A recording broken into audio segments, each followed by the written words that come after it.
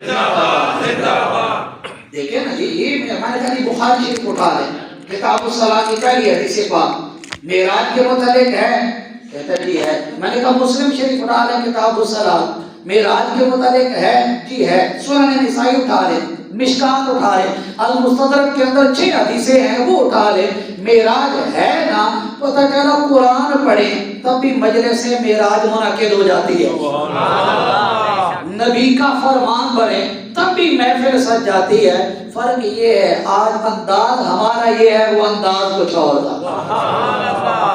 اس سے برات نہیں۔ پھر اگلا مرحلہ یہ ہے کہ جو ہمارے لیے عقائد میں جاننا ضروری ہے، معراج کے علماء نے 3 حصے بیان کیے۔ کتنے حصے بیان کیے؟ پہلا جو قرآن نے بیان کیا، مسجد حرام سے مسجد اقصی، مسجد حرام سے، پھر مسجد اقصی سے آسمان، پھر آسمان سے لامکان۔ جو پہلے حصے کا انکار کرے گا مسجد حرام سے مسجد اقصی کی معراج کا، وہ دائرہ اسلام سے خارج ہے، یہ عقیدہ ہے۔ پھر وہاں سے جو آسمان تک یہ احادیث مشہورہ سے ثابت ہے، وہ گمراہ ہے۔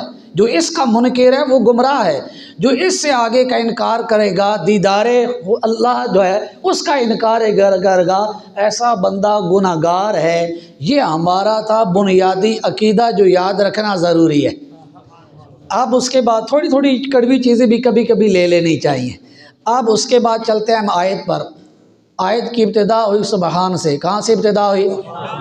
اب یہ جو آیت کی ابتدا ہوئی ہے نا سبحان سے، اس کے اندر سفیان نے نقطہ فرمایا، رب اعلان کرا۔ تفسیر روح البیان کے اندر علامہ اسماعیل حقی علیہ الرحمہ نے لکھا ہے، فرمایا رب یہ بیان کرنا چاہتا ہے جب میرے محبوب کا معراج کا قصہ ہے تو تمہیں سبحان اللہ کہنا چاہیے۔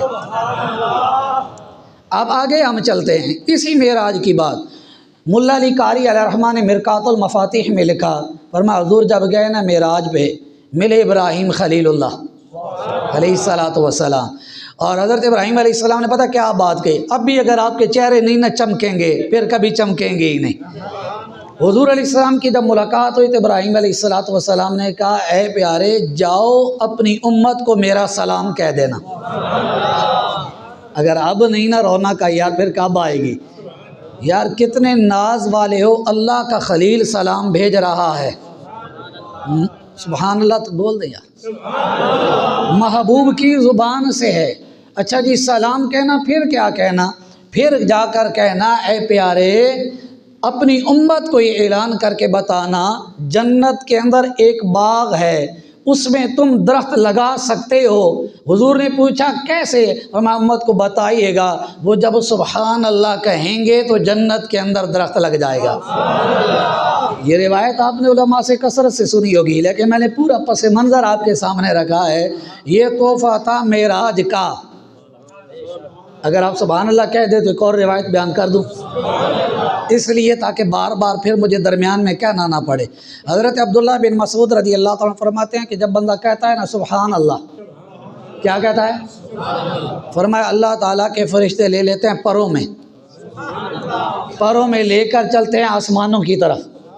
یہ بات بھی بڑی پیاری تھی، لیکن اس سے پیاری بات فرمایا جس آسمان پر جاتے ہیں اس آسمان کے جتنے فرشتے ہوتے ہیں وہ سارے فرشتے اس سبحان اللہ کہنے والے کے لیے دعا کرتے ہیں۔ فرمایا پھر 7 آسمانوں سے اوپر چڑھ کر یہ اس کی عمل چلتا ہے، جہاں جہاں سے گزرتے ہیں وہ سارے دعا کرتے ہیں۔ کوئی پوچھے یہ کہاں سے ثابت؟ میں کہوں گا قرآن پڑھ لو۔ تم اگر روایت نہیں مانتے، اللہ فرماتا الیہ یصعد الکلم الطیب والعمل الصالح یرفعہ۔ فرمایا جو بھی نیک عمل کرو گے سیدھا رب کی بارگاہ میں بلند ہو کر چلا جائے گا۔ اب یہاں علماء نے حکمت بیان کی، معراج ہوئی کیوں، بہت ساری بیان کی، لیکن آپ کے ذوق کے لیے میں ایک بیان کرتا ہوں جو غیر معروف ہے۔ درۃ الناصحین کے اندر علامہ عثمان بن حسن بن احمد الخوبری علیہ الرحمہ نے لکھا، فرمایا ایک دفعہ معاملہ یوں ہو گیا، زمین اور آسمان کا مناظرہ ہو گیا۔ بات بڑی لطف والی ہے، زمین اور آسمان کا کیا ہو گیا؟ مناظرہ ہو گیا۔ زمین کہنے لگی اے آسمان انا خیر من کی، میں تجھ سے بڑی بہتر ہوں۔ میں تو جسے کیا ہوں؟ بہتر ہوں۔ اچھا جی کیسے بہتر ہو؟ فرمایا اس وجہ سے میں بہتر ہوں کہ اللہ تعالیٰ نے زیننی بالبلاد والجبال والبحار والانہار، فرمایا اس لیے اللہ نے سارے شہر مجھ پر آباد کیے، پہاڑ مجھ پر ہیں، دریا مجھ پر ہیں، نہریں مجھ پر ہیں، یہ ساری بہاریں ساری رونقیں مجھ پر ہیں، یہ تجھ پر نہیں ہے، اس لیے میں تجھ سے بہتر ہوں۔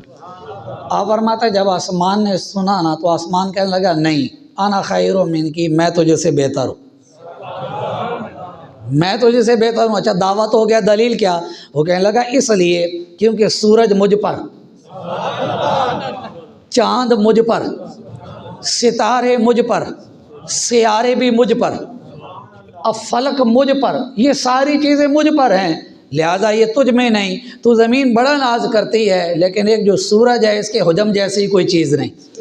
زمین والے بھی سورج کو ترستے ہیں، زمین والے بھی چاند کو ترستے ہیں، زمین والوں کو سمتوں کے تعین کے لیے تاروں کی ضرورت ہے، اس لیے میں تجھ سے بہتر ہوں۔ آپ فرماتے ہیں جب یہ زمین نے سنا، زمین کہنے لگی نہیں میں تجھ سے بہتر۔ بات ہے، آپ اگر تھوڑا لطف لینا تاکہ مزہ آ جائے گا۔ اچھا دلیل کیا؟ دعوت ہو گیا، دلیل کیا؟ کہتی ہے فی بیتن، میرے اندر بیت اللہ ہے، یطوف ویزور الانبیاء، انبیاء بھی طواف کرتے ہیں، فرمایا اس پر اولیاء بھی طواف کرتے ہیں، مرسلین بھی طواف کرتے ہیں، ہر ایک طواف مجھ پر کرتا ہے، آسمان بیت اللہ مجھ پر ہے، اس لیے میرا مقام تجھ سے اونچا ہے۔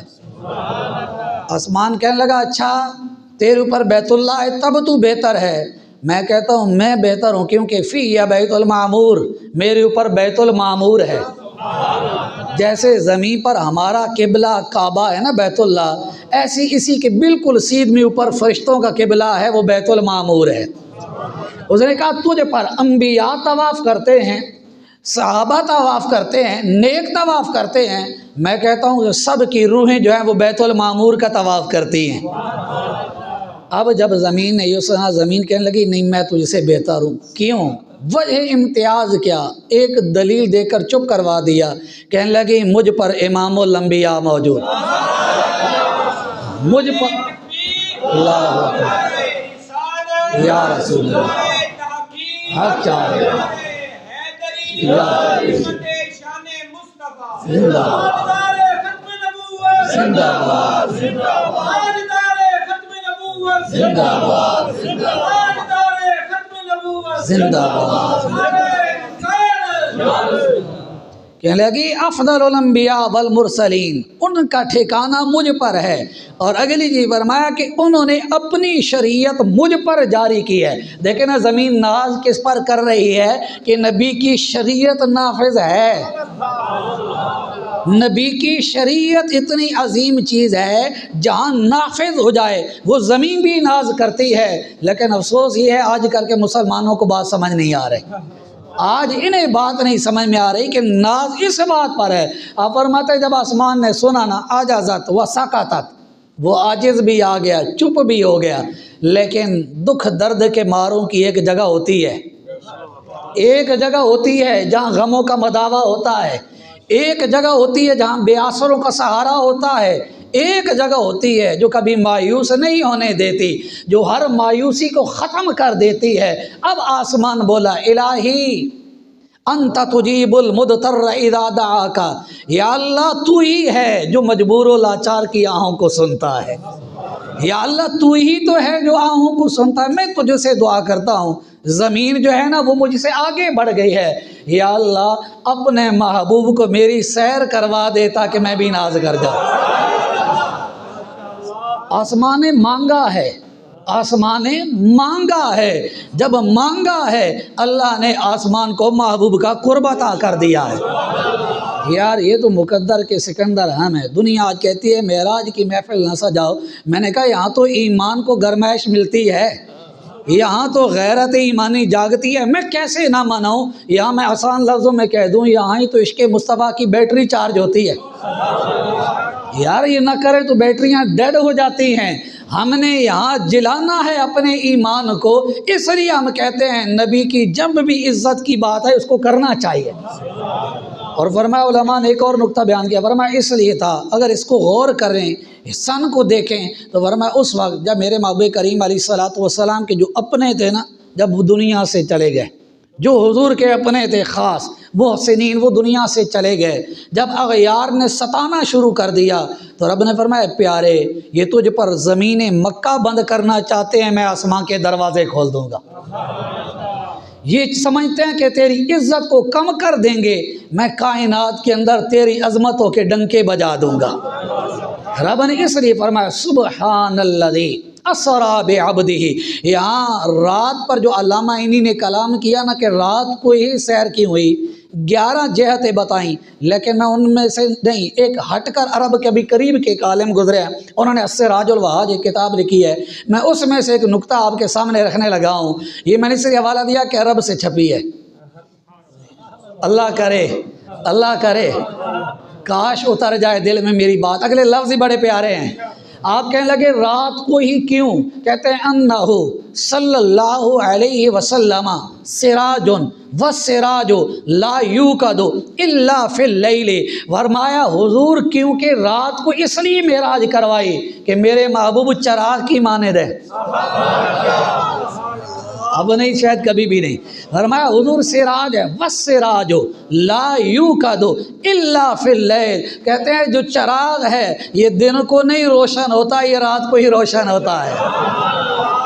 میں نے کہا نادا تو سمجھا ہی کچھ نہیں ہے، یہاں تو رب جو ہے سفر بھی رات کو اس لیے کروا رہا ہے تاکہ میرا محبوب، میں نے کہا نہیں سمجھ رہا، میں آسان کر دیتا ہوں، ارے نادا نو جگنو کو سمجھنا ہو تو پھر رات کو ہی سمجھا جاتا ہے، یہ صرف سمجھانے کے لیے میں نے مثال دی ہے۔ اگلے لفظ سے بھی پیارے، کہتے ہیں والبدر، فرماتے ہیں والبدر، حضور 14ویں کا چاند ہیں، اور کہتے ہیں البدر لا یسیر الا فی الظلمۃ، کہتے ہیں میرے محبوب 14ویں کا چاند ہیں، اور 14ویں کا چاند کبھی دن کو نہیں نکلتا، تاریکیوں میں ہی نکلا کرتا ہے۔ یار دنیا ایسے تھوڑی فدا ہو جاتی ہے، 14ویں کے چاند کو کبھی دن کو کسی نے دیکھا ہے؟ نہیں نہ دیکھا، لیکن جہاں سارا رات کو انتظار کر رہا ہوتا ہے ابھی 14ویں آئے گی، یہ اتنا کیوں بڑھ رہا ہے؟ کیونکہ 14ویں آئے گی۔ تو فرمایا حضور 14ویں کا چاند تھے، اور 14ویں کا چاند اندھیروں کو چھٹکنے کے لیے آتا ہے، میں ہی حضور تھے۔ ابھی کبھی کوئی یہ مسئلہ ہے جی وہاں عبد ہی فرمایا، آپ جو کہتے ہیں نور ہیں تو پھر بنوری ہی ہونا چاہیے تھا۔ میں نے کہا عبدن کے راز کبھی تفسیر قرطبی میں پڑھ لو، کبھی تفسیر رازی میں پڑھ لو، تمہیں پتہ چلے عبد کے راز کیا ہیں۔ میں ایک صرف کرتا ہوں، کہتے ہیں کہ عبد کا جو راز ہے نا، رب نے یہ عبد لفظ کا لا کر بتایا، اگر خواب ہوتا کبھی عبد نہ ہوتا پھر روح کی بات ہوتی۔ عبد وہاں ہی ہے جہاں روح بھی ہے، جسم بھی ہے، فرمایا عبدی ہی کہہ کر بتایا ہے، یہ تو نبی کی عبدیت کی بات ہے، رسالت کی بات ہی کچھ اونچی ہے، یہ تو ابھی عبدیت کی بات ہے۔ میں نے کہا یہ پتہ ہے کہ اعزاز عبدیت کا لوگ اس کو سمجھتے ہیں نقص ہے، نہ میرے محبوب گئے نا جب رب کے قرب خاص کے اندر، جب رب کے گئے قرب خاص کے اندر، رب نے فرمایا یا محمد بیما اشرف کا، اے پیارے محمد مصطفیٰ صلی اللہ علیہ وسلم کن لفظوں کے ساتھ میں تجھے عزتوں کا تاج پہناؤں۔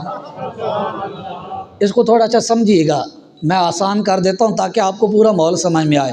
دیکھیں نا کوئی پیارا ہو ہمارا، جب وہ ملاقات کے لیے آئے، اب سمجھ نہ آئے میں آپ کہہ کر پکاروں، اللہ کرے آپ سمجھ میں آ جائے، سمجھ نہیں آتی میں تو کہہ کر پکاروں، سمجھ نہ آئے میں نام لے کر پکاروں، بلا تشبیہ سمجھانے کی بات صرف کر رہا ہوں۔ اب کون سے لفظ، کیونکہ بہت اپنا ہے نا، تو پوچھا جاتا ہے یار جس سے تم راضی ہو جاؤ گے میں ویسے کہہ دوں گا، بلا تشبیہ، کوئی ادھر نہ لے کر، صرف سمجھانے کے لیے کہ اب میرے رب کے لفظ سنیں، یا محمد بیما اشرف ہوگا، اے محمد مصطفیٰ، اے احمد مجتبیٰ، کن لفظوں سے ناز دیکھیں کن لفظوں سے تجھے دوں۔ اب مانگا کیا؟ میرے محبوب نے یہ نہیں کہا یا رب مجھے مزمل کہہ دے، یہ نہیں عرض کہ یا اللہ مجھے مدثر کہہ دے، یہ نہیں عرض کہ یا اللہ مجھے یاسین کہہ دے، یہ مانگا نہیں یا اللہ مجھے طٰہٰ کہہ دے، یہ کچھ بھی نہیں کہا، عرض کیا کی یا اللہ بس میں چاہتا ہوں تو مجھے اپنا بندہ کہہ دے،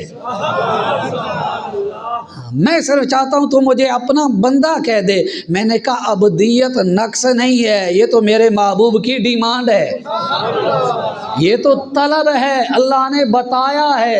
نادانو تم عبدیت نہیں سمجھ سکتے، رسالت کیسے سمجھو گے؟ عبدیت نقص نہیں ہے، میں نے کہا نقص ہوتی، تم عبدیت کو کم تر سمجھ رہے ہو۔ بتاؤ نا، جب جبریل رکے ہوئے تھے، جب مقام مصطفیٰ پر جبریل رک چکے تھے، عرض کرتے لو دنوتو انملتن لحترکتو، یا رسول اللہ ایک پورا بھی اگر آگے جاؤں نا تو میں جل جاؤں گا۔ میں نے کہا نور پیچھے کھڑا ہوا تھا، بشر آگے جا رہا تھا۔ یہاں بات ایک سمجھنے کی ہے، لوگوں کو ابھی تک یہ بات ہی نہیں سمجھ میں آئی ہے۔ اب پھر اس کے بعد محبوب کا انداز دیکھیں، بلا شاہ صاحب نے کیونکہ کافی ساری چیزیں بیان کی، میں ان میں سے چند حکمتیں آپ کے سامنے دیکھیں۔ میرے محبوب کریم علیہ السلام کو جب معراج کروائی گئی، جبریل امین آ گئے، میکائیل علیہ السلام بھی آ گئے، اسرافیل علیہ السلام بھی آ گئے، ہر ایک کے ساتھ 70,000 جماعت، اور اعلیٰ حضرت نے باراتی ذکر کیا ہے۔ یہ بھی ایک لطف والی بات ہے، اور سمجھنے سے ہی مزہ آتا ہے۔ جب یہ آئے نا تو میرے محبوب کریم علیہ السلام کو معراج سے پہلے حضور کا سینہ مبارکہ شق کیا گیا، اور یہ معجزہ جو ہے نا بخاری شریف کے اندر بھی بیان ہے، وہ کہیں کو ہضم نہیں نہ ہوتا، میں نے اس لیے کہا کہ بخاری شریف میں بھی ہے، لیکن بیماری کے بغیر پڑھی جائے تو یہ خاص ایک بات تھی، اللہ کرے ہو جائے ہضم۔ بخاری ہو نا لیکن پوری ہو، بخاری ہو مگر پوری ہو نا، یہ بھی بات سمجھنے والی۔ اب اس کے اندر ذکر ہے، اچھا یہ 3 دفعہ ہوا۔ میرے محبوب کریم علیہ السلام جب اماں حلیمہ سعدیہ رضی اللہ تعالیٰ کے پاس تھے اس وقت ہوا، پھر جب بعثت کا موقع آیا اس وقت ہوا، پھر تیسرا وقت جب معراج کا موقع آیا۔ اب یہاں پر بھی علماء نے لکھا، فرمایا دیکھیں نا تشت کے اندر حضور کا دل رکھا گیا۔ کس کے اندر کیوں رکھا گیا؟ ملا علی قاری علیہ الرحمٰن نے، علامہ عینی نے، علامہ ابن حجر اسقلانی علیہ الرحمٰن نے یہاں بڑے پیاری باتیں لکھی۔ فرمایا اس لیے سونا وہ دھات ہے، جتنا مرضی مٹی میں ملا دیں، جتنا مرضی آگ میں ڈال لیں، سونا اصل ہے، کبھی مٹ نہیں سکتا۔ اللہ کرے آپ سمجھ جائیں جو بات میں سمجھانا چاہتا ہوں، سونا کبھی مٹ نہیں سکتا، سونا اپنی اصل رکھتا ہے۔ فرمایا حضور کا دل رکھ کر بتایا جا رہا تھا جیسے سونے جیسی دھات کوئی نہیں، نبی کے دل جیسا دل کوئی نہیں ہے۔ اور یہ جبریل امین نے جب اٹھایا نا تو جبریل امین حشش کر اٹھے، صحیح بات ہے، حشش کر اٹھے، اور ارشاد الساری کے اندر علامہ نے لکھا ہے، فرمایا جبریل نے جب کہا نا حشش کیوں کی، حشش کی تو کیوں کی؟ فرمایا اس لیے محبوب کے دل جیسا دل بھی کوئی نہیں۔ یہ صرف دعویٰ نہیں، دلیل بھی۔ کیوں؟ فرمایا اس لیے کہ وَلَهُ عَيْنَانِ تَنْظُرَانِ وَلَهُ أُذُنَانِ تَسْمَعَانِ، فرمایا یہ دل مصطفیٰ ہے، اس کی 2 آنکھیں بھی ہیں اور اس کے 2 کان بھی ہیں۔ میں نے کہا یار نبی کے دل جیسا بھی دل کوئی نہیں ہے، تم کہتے ہو نبی جیسا۔ اللہ کرے آپ سمجھیں، مجھے پتا آپ تھک رہے ہیں نا، کیوں میں آپ کے ذوق کے مطابق تو نہیں چل رہا، لیکن کبھی کبھی مجبوری ہوتی ہے اس طرح کی باتیں کرنے کی بھی۔ فرمایا یہ دل ہے، اور ارشاد الساری کے اندر ہے حضور کی 2 آنکھیں نہیں تھی، فرمایا 6 آنکھیں تھی۔ کتنی آنکھیں تھی؟ فرمایا 2 تو یہ آنکھیں تھیں، 2 دل مصطفیٰ کی تھی، اور 2 مہر نبوت مصطفیٰ کی تھی۔ حضور نے فرمایا نا واللہ ما یخفی علی رکوعکم ولا خشوعکم، بخاری میں موجود ہے۔ حضور نے فرمایا اللہ کی قسم میرے صحابہ، جب تم میرے پیچھے نماز میں ہوتے ہو نہ تمہاری ظاہری کیفیت پوشیدہ ہوتی ہے یا نہ دل کی کیفیت پوشیدہ ہوتی ہے۔ حضور جو ہے وہاں سے بھی دیکھ رہے ہوتے ہیں۔ جبریل امین حشش کر اٹھے، دل مصطفیٰ کی بات دی۔ اب پھر کیونکہ شاہ صاحب نے ایک اگلی روایت بھی بیان کی کہ راستے کے اندر جبریل امین نے حضور علیہ السلام کو فرمایا تھا کہ یہاں بھی نماز پڑھیں، یہاں بھی نماز پڑھیں، یہاں پر بھی نماز پڑھیں۔ سنن نسائی میں یہ روایت موجود ہے کہ ایک نماز کی جگہ جو پہلے چنی گئی نا، ابھی مدینہ بنا نہیں تھا، ابھی مدینہ بنا نہیں تھا، حضور نے آنا تھا، حضور نے آنا تھا، وہ برکت والا بننا تھا، لیکن پہلے کہہ دیا حضور یہاں نماز پڑھیں، میں عقیدہ دوں گا، آپ اللہ کرے برداشت کریں۔ دوسرا مقام کون سا تھا؟ جہاں اللہ تعالیٰ نے موسیٰ علیہ السلام سے کلام کیا، وہ جگہ بھی برکت والی ہو گئی۔ وہ جگہ بھی برکت والی ہو گئی۔ تیسرا مقام جہاں عیسیٰ علیہ السلام کی جائے ولادت وہ بھی برکت والی ہو گئی۔ اسی سنن نسائی کے اندر حاشیہ ہے علامہ سندھی کا عربی کے اندر، کیونکہ ریکارڈنگ جاری ہو سکتا ہے کہیں چلی جائے، علامہ سندھی کا حاشیہ ہے، تو وہاں انہوں نے لکھا ہے، فرمایا یہاں کیا بات ہے جو نمازیں یہاں ہی کہیں گئیں، اس لیے کہ جہاں اللہ والوں سے نسبت ہو جائے وہاں برکت ہوتی ہے، وہاں نماز پڑھی جائے۔ یہاں ایک اور نقطہ دیکھ لیں، میں نے کہا موسیٰ علیہ السلام طور پر جائیں، قدم لگے موسیٰ علیہ السلام کے طور پر، وہ جگہ ہو جائے برکت والی، عیسیٰ علیہ السلام کی جائے ولادت ہو جائے برکت والی، وہاں نماز جائز ہو تو جس غار ثور پر امام الانبیاء جائیں۔ آج بورڈ لگے ہوتے ہیں جی یہاں جو ہے نا کوئی جو ہے نا اس کی قرآن حدیث میں فضیلت نہیں ہے، بعض کہہ رہے ہوتے ہیں جی محفل برکت محفل برکت، برکت نہیں ہے یہاں پر بھی، کیوں جی؟ کہتا جی اس میں کوئی حدیث نہیں نہ آئی، اس کے اندر کوئی قرآنی آیت نہیں آئی۔ میں نے کہا دیکھ لو، تم کہتے ہو نہیں آئی، میرے نبی نے تو زمین پر قدم لگائے، فرمایا جب قدم زمین پر لگے تو میرے لیے ساری زمین مسجد بنا دی گئی۔ جُعِلَتْ لِيَ الْأَرْضُ مَسْجِدًا وَطَهُورًا، میں نے کہا تم کہتے کچھ نہیں آئی، قدم صرف مکے اور مدینے میں لگے ساری زمین پاکیزہ بن جائے، میں نے کہا اتنی طاقت ہو جائے تو وہی قدم غار ثور پہ لگ جائیں، وہی قدم غار حرا پہ لگ جائیں۔ اور سنیے ایک اور عقیدہ دینے لگا ہوں، یہ قدم کی پاور اتنی ہے جہاں لگتے ہیں اس جگہ کو پاکیزہ کر دیتے ہیں۔ میں نے کہا ہجرت کی رات، اللہ کرے ہضم ہو جائے، ہجرت کی رات تھی، میرے محبوب صدیق اکبر کے کندھوں پر تھے، قدم مصطفیٰ سینے صدیقی پر تھے، میں نے کہا قدم ایک ٹکڑے پر لگے ساری کائنات پاک ہو سکتی ہے تو جس سینے صدیقی پر قدم مصطفیٰ لگ جائے، دیکھیں نا یہ میرے محبوب کی بات ہی کچھ اور ہے یار۔